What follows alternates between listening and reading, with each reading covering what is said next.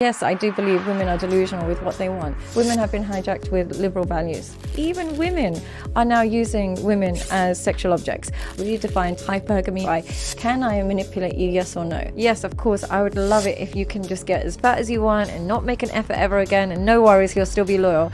But it's just not realistic. I always say men get cheated on so much more than women do. I want to talk about cheating. Yeah. So how do men put themselves in a situation where they can avoid the kind of woman that's going to cheat on them? Here's the thing with men. This is a really key difference why I always say men get cheated on so much more than women do. With women, we enter relationships with the assumption the man is going to cheat at some stage, and then we're looking for evidence that he's not going to do it.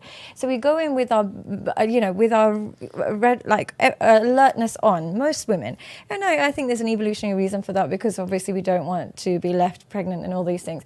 So most women, when they meet a man, they'll start to check his online, when he's online, who he's following, and then over time, they earn the trust and they're like, okay, I can relax. He's actually quite good. Like, I haven't seen any problems. Perfect.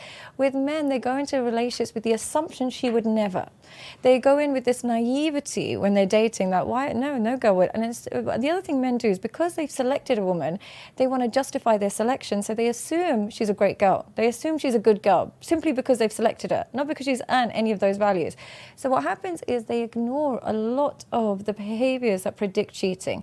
And the behaviors that predict cheating are so easy to see, but they avoid those and they just focus on what they like, because particularly if they're sexually satisfied, they will literally avoid all the evidence. So how they get cheated on is they go into it with a naivety. Now, men who have been with lots of women will tell you that women are no more innocent than men are. They've been on the receiving end when they've been in bed with a girl and she's called her boyfriend and said, oh, I'm just going to be home. They've seen that side of women.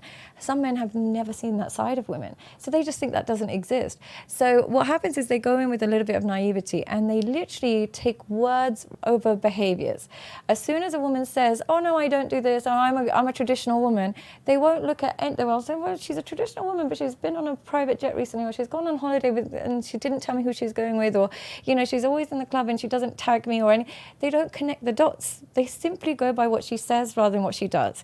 And I notice this particularly with men who have terrible relationships with their fathers and just grow up in a single parent home. I always say men who grow up in a single parent home are far more likely to be cheated on. And the reason I believe that is, when you grow up with just one parent, you have only one version of events.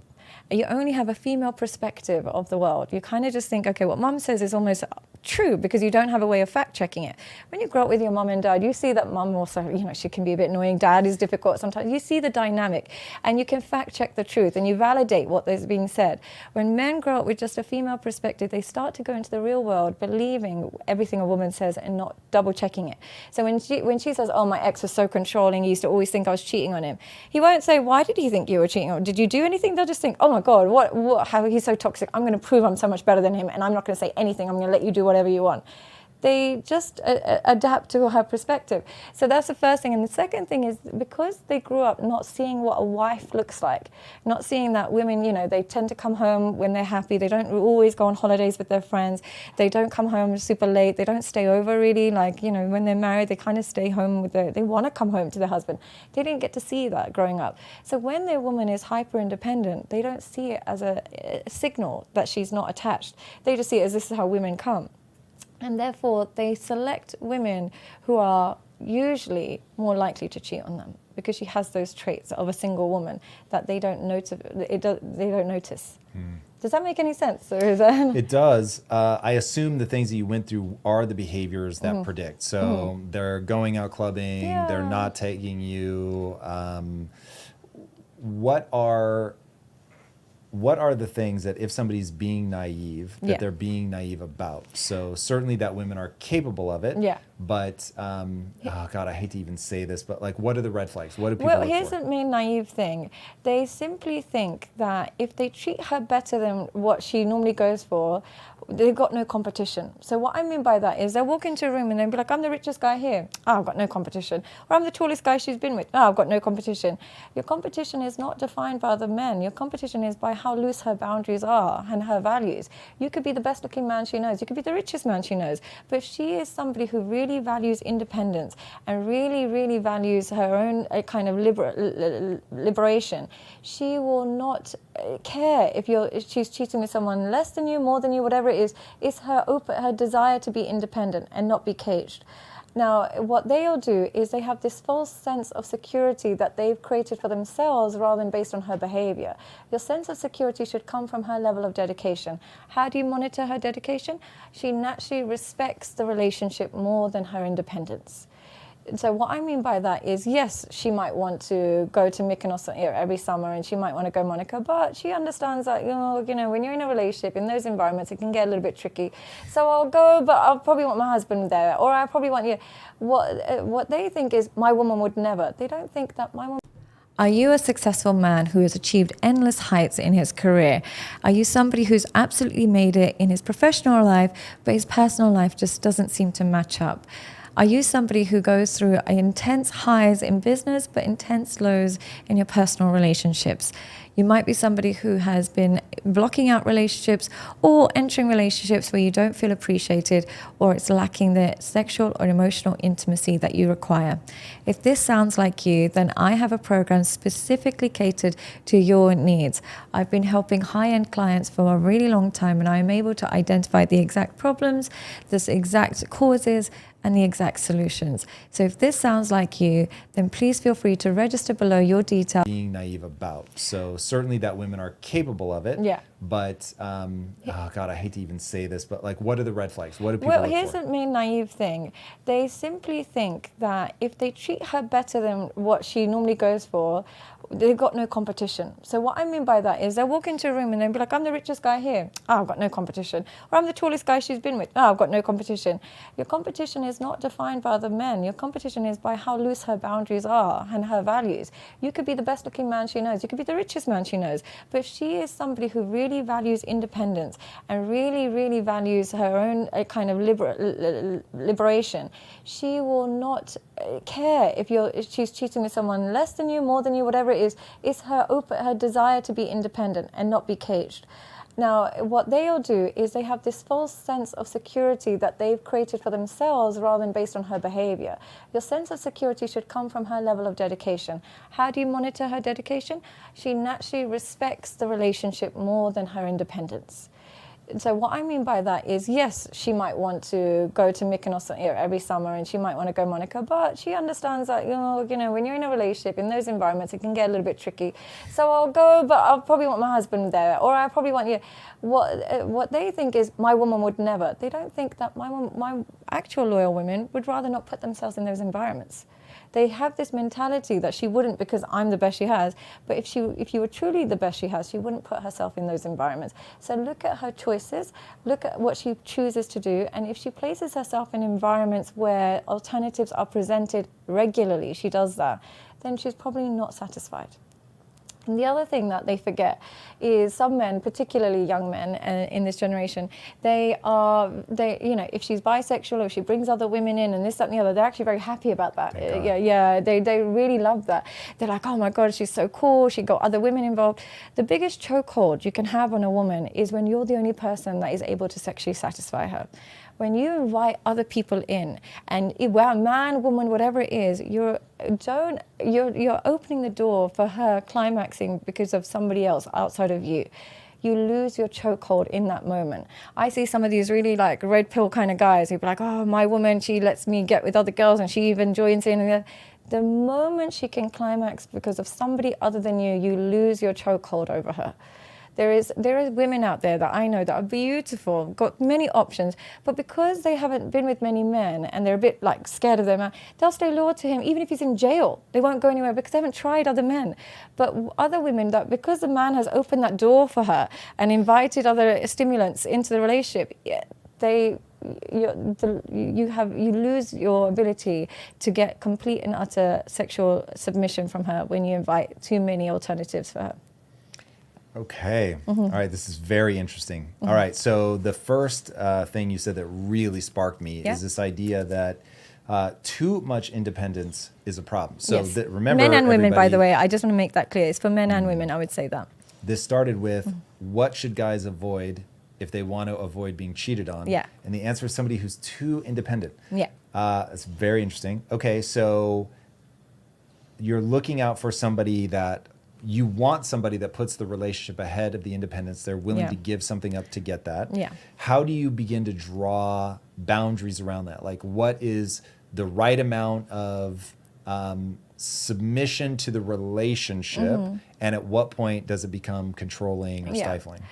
Reasonable requests are not controlling. And what I mean by reasonable requests is objectively we can agree, it's not about me, it's not about you, we can agree that this isn't good for the relationship. So objectively it might be the case that, let's say you're going to live abroad for a couple of years or a couple of months, whatever, it's probably not good for the relationship. We can objectively agree on that. And even if it was the other way around, we would both agree. Or objectively we would agree that going out a lot on weekends, drinking alcohol, is not good for the relationship. So it's when we can both agree that it's not unreasonable. The way to handle boundaries as a man is you don't sit there and beg her to listen to you.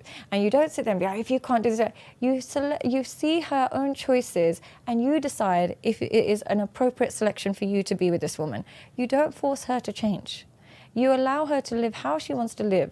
And then you let her know what you prefer. And give her time, but if she decides this is not how she wants to live, instead of being like, well, we got to do this, you got to listen to me, I'm the man, I'm this, you just say, okay, fair enough, I totally want you to live the life you want, but it's not compatible with the values and boundaries I have. Instead, what they do is they stay there, get really controlling, really aggressive, and be like, you need to listen to me, you need to. But in that moment, she learns you don't have a willingness to walk away. She learns it, and that is something you never want to teach man or woman. You don't want to teach anybody that you have no willingness to walk away. Instead, what you want to teach them is the relationship means something to you. You want to protect this relationship through boundaries, and you want them to meet you in the middle with that. If they do that, fantastic. If they choose not to, the goal is not to be with you. The goal is to have a good relationship. If you don't want this, we're not going to have a good relationship, so no worries. I wish you the best. The toxicity comes from the inability to walk away.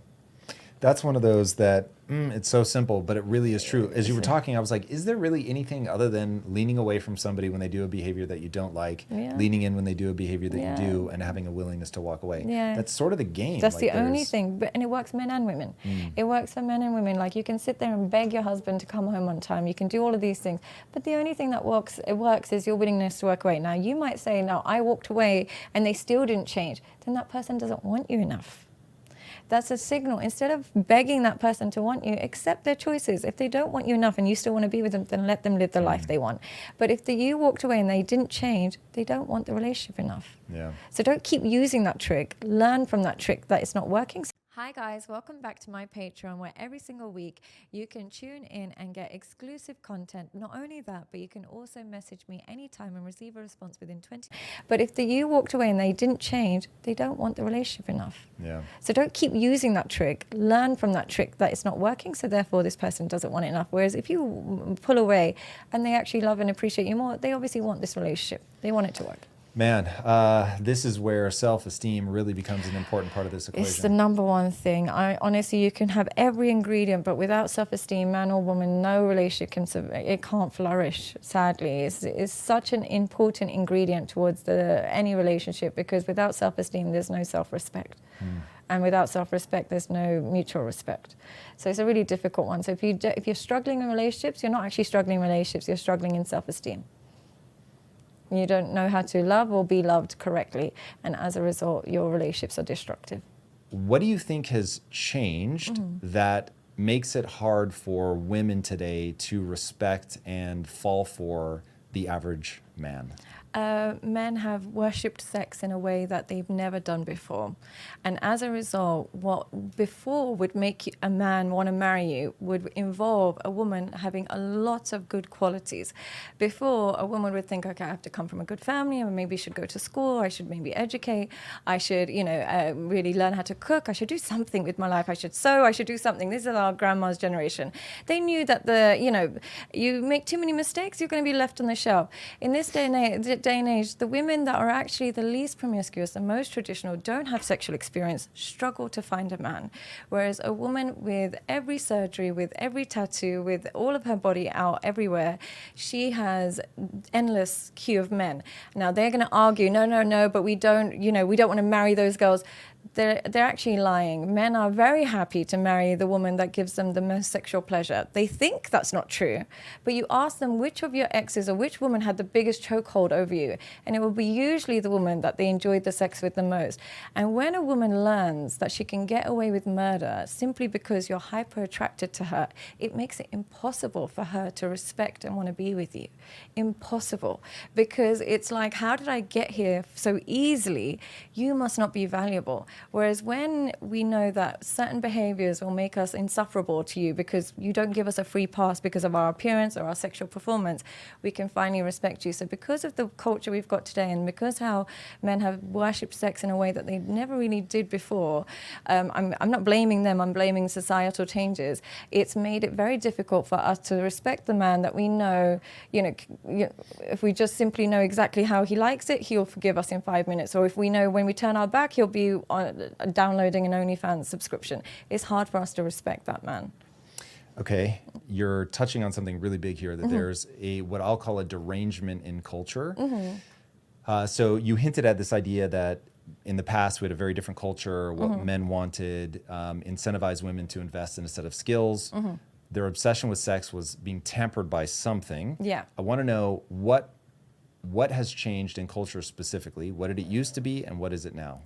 We had realistic expectations of our sexual climaxing and what we deserve sexually. So what I mean by that is, when a person looked, wasn't so appealing, he would accept that he's going to be with a woman that isn't the most appealing, and they would have a relatively mundane sexual performance, and that would be their life. And the man that might be, the jock in school, he might get with a cheerleader, and they'd have realistic expectations of what to expect from the opposite gender. The advent of social media and pornography has allowed the person with the least amount to offer a woman to still believe he deserves and still want to desire the top of the range woman who is the most sexually promiscuous, who is the most sexually overt. He still believes there's an element of him who thinks he deserves that now.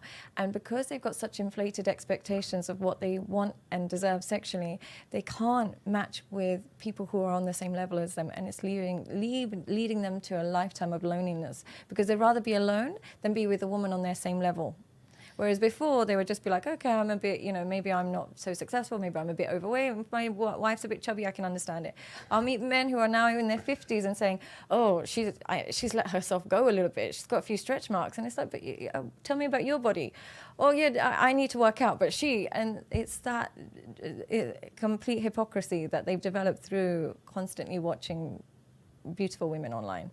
All right, is that the core cultural wound, that we no longer are being realistic about our own sexual market value? Yeah, I believe so. I think the inflated expectations from what we're watching and not being aware of what we bring to the table is one of the core issues, but also the liberation of sex, of how it's got no cap on it anymore. So just a normal, we would kind of just probably expected by the time our parents got into our 50s or 60s and stuff, they would have just a normal kind of sex life.